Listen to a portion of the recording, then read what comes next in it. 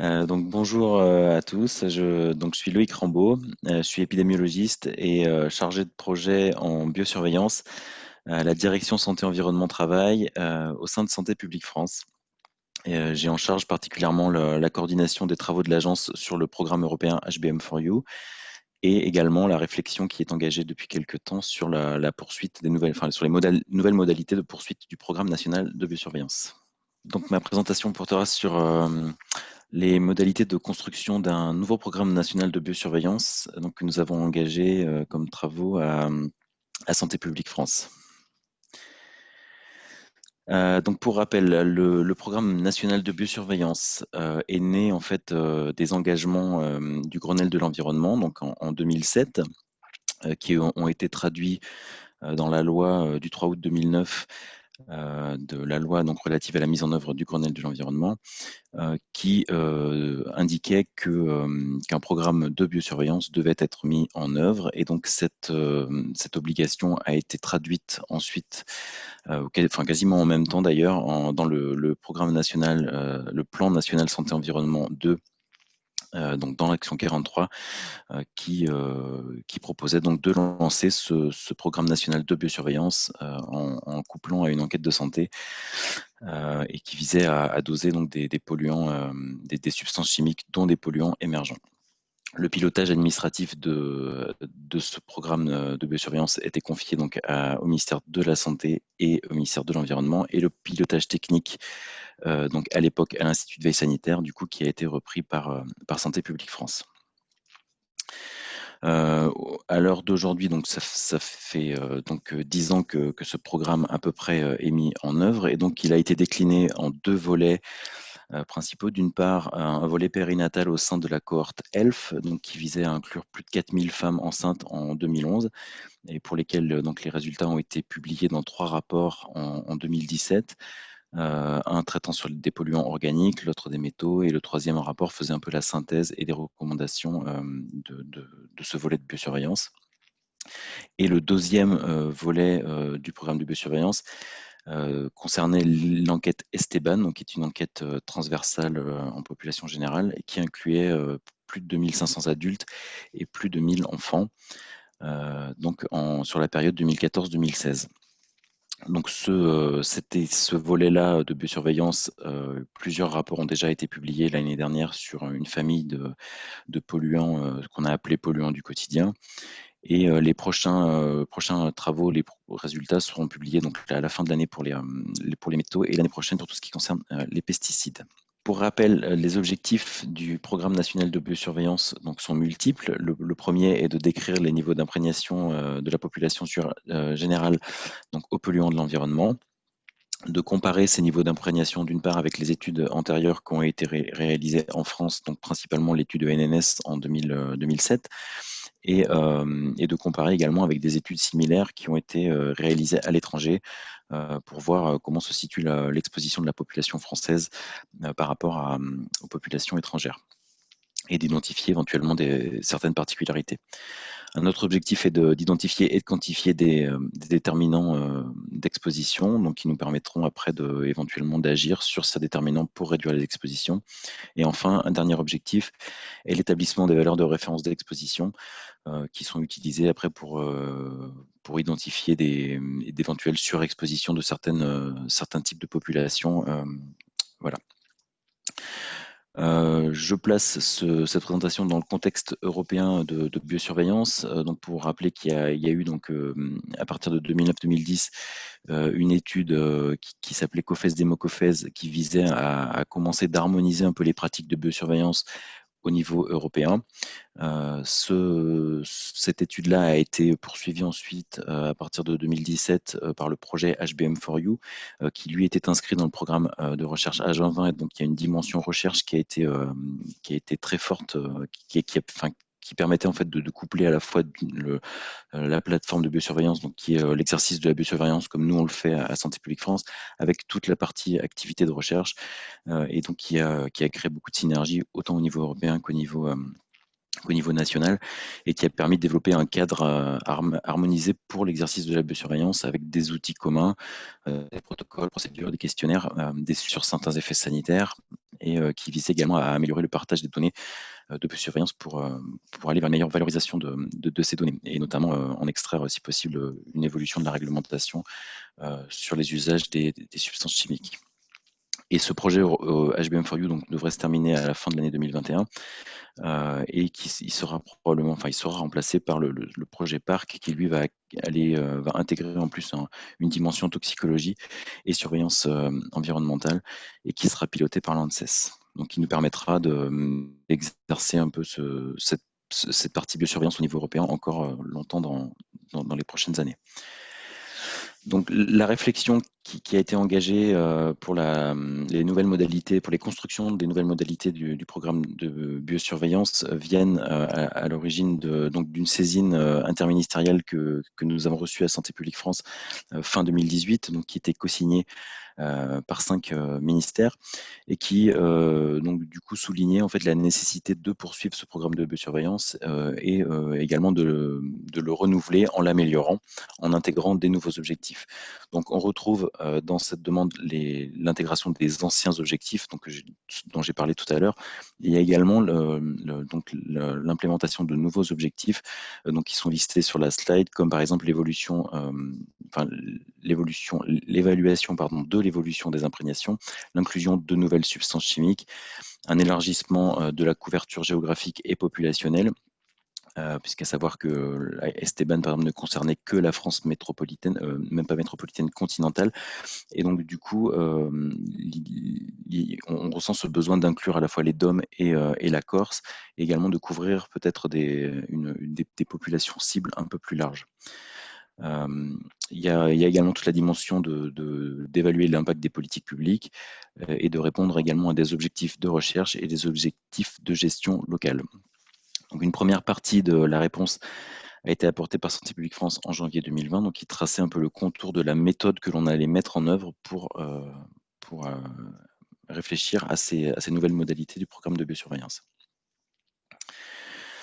Si on s'attarde un petit peu sur le dispositif actuel et ses limites, ce qu'on a pu mettre en œuvre en faisant des retours d'expérience, c'est d'une part que le dispositif actuel, il présentait une certaine rigidité, c'est-à-dire qu'une fois que par exemple les substances et les populations ont été choisies donc au moment de l'élaboration de l'enquête Esteban, il n'était plus possible de revenir en arrière, et donc quand on voit le pas de temps qui a été pris de 7 ans au départ, et donc qui est un petit peu plus long finalement, c'est difficile une fois que les choix de substances ont été faits, de revenir dessus ou d'inclure de nouvelles substances, c'est quasiment impossible. Donc il y a ce besoin peut-être d'avoir une flexibilité un peu plus forte. Le dispositif, il est complexe et lourd à mettre en œuvre. Donc le fait de recruter plus de 3000 personnes, sachant que l'objectif était quand même un peu plus haut, sur 2 ans a été compliqué à mettre en œuvre, a nécessité beaucoup de moyens. La répétabilité, pardon, également, on peut dire qu'elle est un petit peu compliquée, puisqu'on est parti sur un pas de temps de 7 à 10 ans. Donc c'est pas ça se fait, mais voilà, c'est un peu plus compliqué que si on avait besoin de répéter sur des pas de temps un petit peu plus courts. Le dispositif, il a été calé pour une représentativité nationale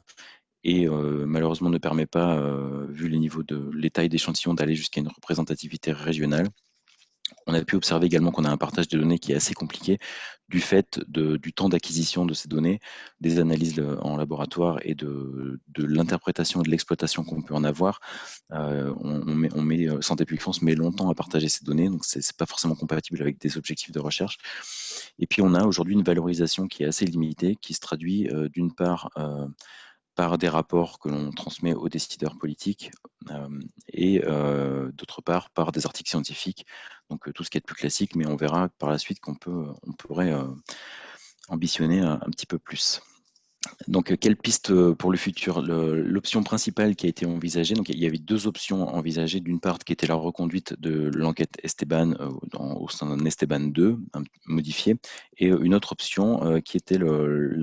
inspirée par les dispositifs qu'on peut observer au Canada avec CHMS ou aux États-Unis avec NAINS, qui sont des études en fait par cycle,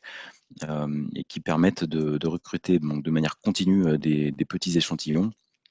année après année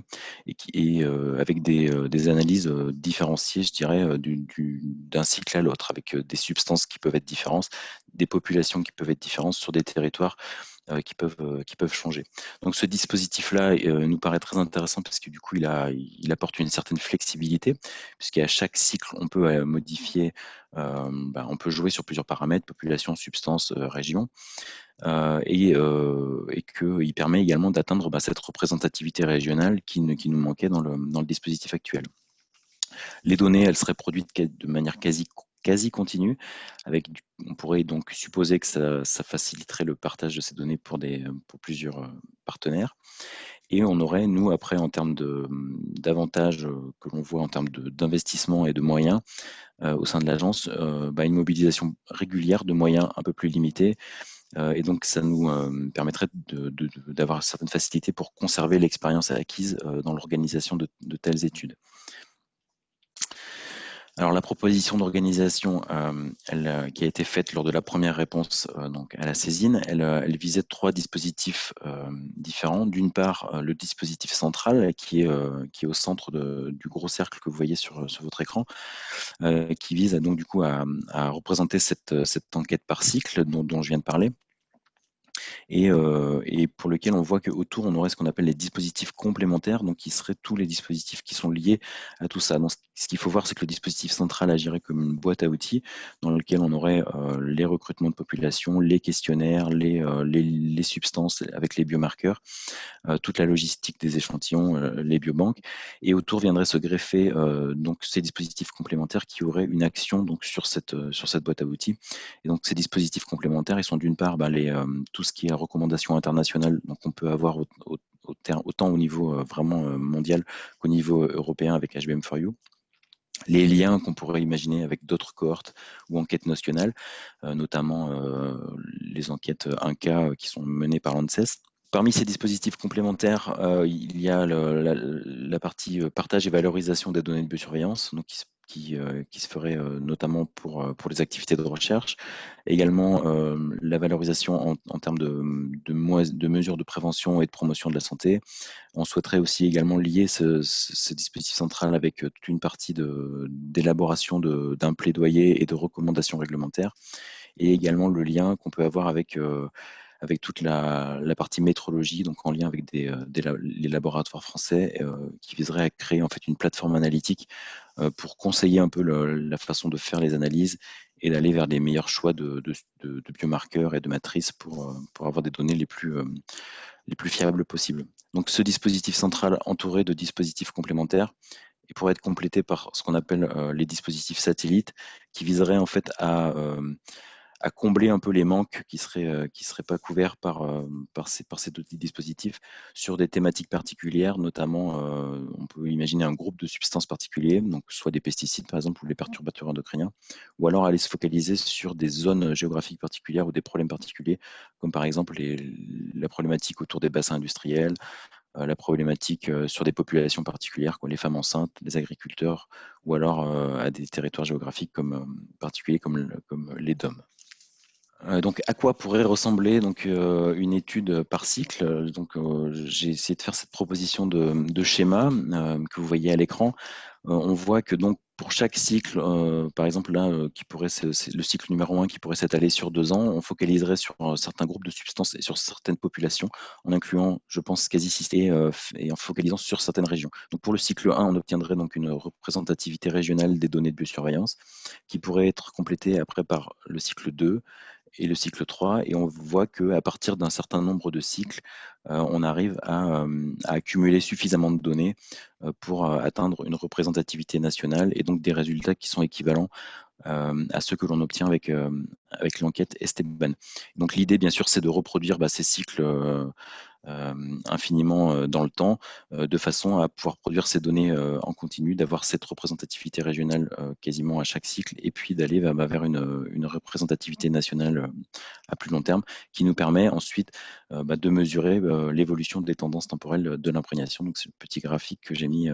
en bas. Donc la méthode que l'on a souhaité mettre en œuvre pour construire ces nouvelles modalités du programme national de biosurveillance. Donc là, ce que je vous ai présenté, c'est des pistes de réflexion, des hypothèses, et donc on souhaite ensuite partager ça et développer tout ça avec, en créant un comité d'appui thématique au sein de Santé publique France, donc qui est une structure dans laquelle on intègre des experts et des acteurs que l'on aura préalablement identifiés et qui viendront en fait nous aider à compléter ces pistes de travail et les agrémenter de réflexion avec de la documentation scientifique. Les objectifs sont d'une part d'identifier les utilisateurs actuels et futurs du programme national de biosurveillance de façon à mettre ces données et ces résultats à leur service, de lister les besoins et les contraintes que peuvent rencontrer ces acteurs et d'améliorer la disponibilité des données et des résultats pour permettre une meilleure valorisation. Donc les travaux au sein de ce comité d'appui thématique, nous avons choisi de les répartir en 8 axes de réflexion que je vous montre globalement ici. Et pour chaque axe de réflexion, on aurait donc une liste de partenaires ou d'acteurs différents qui seraient amenés à venir donner leur avis et alimenter en fait en documentation de façon à construire chaque axe de la meilleure façon possible. Donc je ne vais pas passer tous les axes parce que j'y reviendrai plus tard, mais on voit par exemple le premier axe vise à définir une méthode d'identification et de priorisation des substances chimiques d'intérêt que l'on va inclure. Le deuxième, par exemple, c'est toute la partie métrologie. Et puis voilà, on a d'autres axes, comme notamment l'axe numéro 4, qui vise à développer les liens en fait, entre le programme de biosurveillance et les activités de recherche que l'on peut avoir en France. Donc je ne m'attarde pas sur cette slide parce que je vais y revenir plus tard. Le calendrier prévisionnel de ces travaux, qui a déjà été repoussé un petit peu, on vise à constituer ce comité d'appui thématique donc, au mois de novembre en visant une première réunion en décembre. On pourrait organiser ensuite les réunions donc des sous-groupes entre janvier et juin 2021, avec un rendu des premiers livrables par les experts avant l'été, enfin au mois de juin, ce qui nous permettrait, nous, de faire une synthèse des propositions et d'élaborer donc plusieurs scénarios durant l'été et de renvoyer une note en réponse à la saisine au ministère à la rentrée 2021. Selon bien sûr les décisions qui seront prises par les ministères, il y aura donc une phase de préparation opérationnelle ensuite sur la dernière partie de l'année 2021 qui pourrait nous amener, je pense dans le meilleur des cas, à une première version du protocole d'enquête à partir de mars 2022 et donc à une mise en œuvre opérationnelle peut-être 2023 ou 2024. Alors pour revenir sur les axes, les thématiques de travail que l'on pourra développer, bien sûr, il y a rien ce n'est pas figé, ce sont juste des pistes de réflexion pour l'instant. Les critères de sélection des substances, il y a à savoir une méthode qui avait été développée déjà par l'ANSES dans le programme HBM4U. Donc l'idée qu'on a, c'est de s'inspirer bien sûr de cette méthode et de la reproduire en l'adaptant. L'objectif sera de proposer une liste de substances priorisées et des populations cibles prioritaires pour ces substances, avec également, si on peut aller jusqu'à l'organisation, une proposition d'organisation de sélection de ces substances en routine, avec pourquoi pas une création de commissions d'experts comme sur le modèle allemand par exemple, et puis également des propositions qui viseront à voir comment on peut échelonner les substances, les analyses de substances par cycle différent. Est-ce qu'on répète certains groupes de substances à chaque cycle ou est-ce qu'on va aller sur des substances qui se répètent par exemple tous les 3, 4, 5 cycles pour mesurer l'évolution. Il y a également une partie qu'on aimerait voir traitée, qui est la question de comment on va inclure les substances émergentes. Et ces travaux-là pourraient se baser par exemple sur un criblage non ciblé, qui a été quelque chose qui a été développé au sein du programme HBM4U et qui pourrait nous aider à identifier de nouvelles substances que l'on pourrait ensuite inclure au sein du programme national de biosurveillance. L'axe 2, lui, concerne la métrologie et les analyses. Donc, il vise en fait à créer un groupe de laboratoires français. Donc, on appellerait une plateforme analytique, je dirais, qui viserait à consolider un peu l'expertise qu'on aura au niveau national. Donc, c'est un peu ce qui a été fait aussi au niveau européen avec HBM4U. Ça nous permettrait, nous, à Santé publique France, de mieux identifier les couples biomarqueurs matrices, d'avoir des méthodes analytiques développées qui correspondent à nos objectifs. D'avoir également des préconisations, par exemple, sur les problèmes que l'on peut rencontrer au niveau de la méthode de prélèvement, enfin, toutes les questions qu'on se pose, est-ce qu'il vaut mieux prélever le matin ou alors faire des mélanges de prélèvements, enfin, pouler les prélèvements sur une journée, sur les méthodes de conservation des échantillons, voilà, toutes ces questions qui se posent en termes de métrologie. L'idée, ce serait que donc du coup, au sein de cet axe, on ait donc des compétences et l'expertise qui nous permettent d'apporter des réponses à tout ça. L'axe 4, après, alors je passe pas sur tous les axes. L'axe 3, c'est toute l'adaptation de la réglementation, enfin pas de la réglementation, des recommandations européennes qu'on va garder en interne, nous, à Santé publique France. L'axe 4, c'est comment on va développer les relations avec la recherche. Donc l'idée, ce serait d'abord d'identifier quels sont les besoins aujourd'hui de la recherche en données issues du programme de biosurveillance, comment on trace les contours d'un système opérationnel de partage de ces données et comment on utilise les préconisations de la recherche pour aller sélectionner des substances d'intérêt et des populations cibles qui permettront de mieux répondre aux questions de la recherche en termes de lien entre santé, environnement et travail. On peut également imaginer que suite à ce travail-là, on puisse avoir une amélioration des questionnaires, donc avec l'intégration de questions qui permettront d'aller mieux répondre à ces questions de recherche.